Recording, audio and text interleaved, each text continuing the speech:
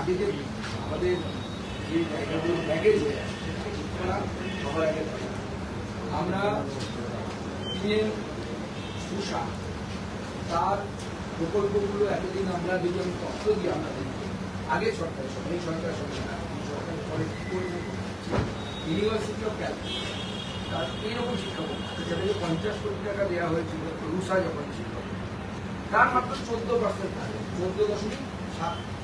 মানে 15% হয়েছিল বা ইউটিলাইজেশন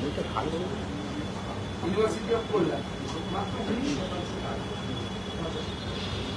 যাদবপুর ইউনিভার্সিটি 100 কোটি টাকা তার কারণ হয়েছিল কিছুটা ভালো 52%। আমাদের এই সরকার আসার পর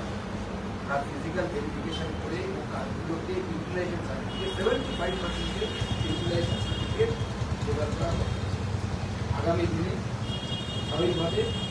সুশা যে ফান্ড সেই ফান্ড রাজ্য সরকার আবার দিতে চলেছে। এর ফলে রাজ্য সরকারের শিক্ষা প্রতিষ্ঠানগুলো রাজ্য সরকার পোষিত বিশ্ববিদ্যালয়গুলো অনেকটা উন্নতি হবে। আমাদের স্কুল শিক্ষার ক্ষেত্রেও বিভিন্ন ফান্ড পোষণ থেকে শুরু করে পিএম পোষণে আপনারা জানেন যে এসএমএ অ্যাকাউন্টের নিয়ম হচ্ছে তাতে আপনার পয়সা আছে ফান্ড আছে। তো আমরা স্কুল শিক্ষা মন্ত্রকের সাথে আজকে আলোচনায় জানতে পেরেছি আজ কালকের মধ্যে আমাদের আগে কি হতো আপনারা জানেন বক্তব্য যখন মারা গেছিল এই ফান্ড থেকে টাকা মুখ্যমন্ত্রী হিঙ্গলগঞ্জে কম্বল দিয়েছে পোষণের এই সমস্ত অনিয়মগুলো সেই সময় হয়েছে সেই সময় এখন জিনিসটাকে পুরোটা ঠিক জায়গায় নিয়ে আসা হয়েছে এবার সেখানেও পিএম পোষণের টাকা শুরু করবে। অর্থাৎ এক কথায় যদি বলি যে একটা থেমে থাকাটা আবার পুনরায় চলবে। এছাড়াও আইআইএম কলকাতা তার একটা বড় প্রজেক্ট 500 কোটি টাকা কেন্দ্র সরকার বহুদিন ধরে আটকেছে রাজ্য সরকার যে মিনিমাম কাজ ক্যালকাটা মিউনিসিপ্যাল কর্পোরেশনের একটা এনওসি লাগবে সেটাকে আটকে রেখেছে। তো সেই জন্য আমি ধন্যবাদ জানাবো আমার মাননীয় মুখ্যমন্ত্রী শিক্ষামন্ত্রীদেরকে তারা ইনিশিয়েটিভ নিয়েছে ওখানে এনওসি পাওয়া যাবে। আগামী দিনে প্রপোজাল যাদবপুর ইউনিভার্সিটির জন্য গেছে ইনস্টিটিউট অফ এভিডেন্সের জন্য আশা করছি সেক্ষেত্রেও আমরা পজিটিভ রেসপন্স পাবো এবং এই ধরনের বহু প্রকল্প যে প্রকল্পগুলো আজকে আছে কোথাও কেন্দ্রীয় বিদ্যালয়ের জায়গা পাওয়া যাচ্ছিল না কোথাও হচ্ছে আমাদের একলব্য বিদ্যালয় তা নিয়ে সমস্যা কোথাও জওয়াহর নবোদয় বিদ্যালয় তা নিয়ে সমস্যা সেই সমস্ত জায়গায় মুখ্যমন্ত্রী বলেছেন কোনো জমি নিয়ে কোনো জায়গা নিয়ে কোনো সমস্যা হবে না সব সমস্যা। এছাড়াও একটা প্রপোজাল রাজ্য সরকার আমাদের কাছে আগামী দিনে দেবে এখন দেননি ওনারা সেটা হচ্ছে কোনো এক সময় আমাদের যে বেসু অর্থাৎ শিবপুর সেই শিবপুরের কাছে প্রপোজাল ছিল যে তাকে আইআইটিতে উন্নত করা সেই সময় তৎকালীন রাজ্য সরকার সেটা রাজি হয় তার ফলে সেটা আইআইএসটি হয়েছে। কিন্তু এখন রাজ্য সরকার চাইছে তারা প্রপোজাল দেবে প্রপোজাল দিলে পরে রাজ্য সরকার অবশ্যই বিবেচনা করবে সেটা একটু আইআইটি চাই কি যাদবপুরের ক্ষেত্রে কিরকম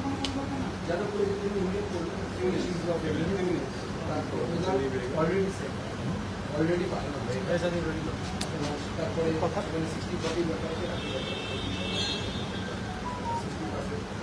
সেই নিয়ে আলোচনা। আচ্ছা বেসরকারি শিক্ষা প্রতিষ্ঠান সম্পর্কে মুখ্যমন্ত্রী জানালেন যে এনওসি দেওয়া হয়েছে ঘুমগুলো নিচু করো দেখা যায় যে ফিজ এবং অন্যান্য পরিকাঠামো খরচ আছে তাহলে সেক্ষেত্রে তাদেরকে আবার ভবিষ্যতে ছাড়পত্র দেওয়া হয়। এই বিষয়টা ঠিক কি আলোচনা হচ্ছে কোন ধরনের শিক্ষা প্রতিষ্ঠান অভিযোগ আছে দেখুন ইন্ডিভিজুয়াল আলোচনার বিষয় নেই এক্ষেত্রে রাজ্যের উচ্চশিক্ষামন্ত্রী আছেন তিনি বিষয়টি দেখবেন মুখ্যমন্ত্রীর নির্দেশনা উনি মুখ্যমন্ত্রী যেটা নিজের আলোচনা করেছেন আপাতত 2 বছর কোনো বেসরকারি শিক্ষা প্রতিষ্ঠানকে রাজ্য সরকার উচ্চশিক্ষা প্রতিষ্ঠানকে কোনো রাজ্যের এই রাজ্য সরকার কোনো উচ্চশিক্ষা প্রতিষ্ঠানকে আপাতত পারমিশন দেবে আপাতত আমরা যেটা নীতি নিয়েছি বা এই রাজ্য সরকার যে নীতি নিয়েছে সরকারি ব্যবস্থা সেটাকে দৃঢ় করা সরকারি ব্যবস্থাকে ভালো করা স্কুলগুলোকে প্রতি স্কুলে মাননীয় মুখ্যমন্ত্রী নির্দেশ দিয়েছেন টয়লেট আছে কিনা জলের ব্যবস্থা আছে কিনা কিচেন 100% জায়গাতেই আমরা বলতে পেরেছি কিচেনে গ্যাসের ব্যবস্থা আছে প্রায় এখনো 20-25% স্কুলে গ্যাসের ব্যবস্থা অর্থাৎ যে ইনফ্রাস্ট্রাকচার আছে স্কুলগুলোকে আগামী দিনে সেই পরিকাঠামোগুলোকে ভালো করার প্রতি মাননীয় মুখ্যমন্ত্রী জোর দিয়েছেন। আরো সুদৃঢ় করার দিকে বেশি আমরা নজর দিচ্ছি এবং আপাতত 2 বছর কোনো বেসরকারি শিক্ষা প্রতিষ্ঠানকে পারমিশন দেওয়া হবে না। নতুন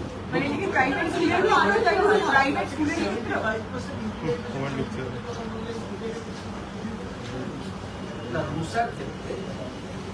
যেটা এখন বর্তমানে তার ইউটিলাইজেশন সার্টিফিকেট জমা পড়ে কেন্দ্র সরকারের কাছে, ইউটিলাইজেশন আগে সরকার, তো স্বাভাবিকভাবে ইউসি না জমা করলে পরবর্তী টাকাগুলো আসেনি এবং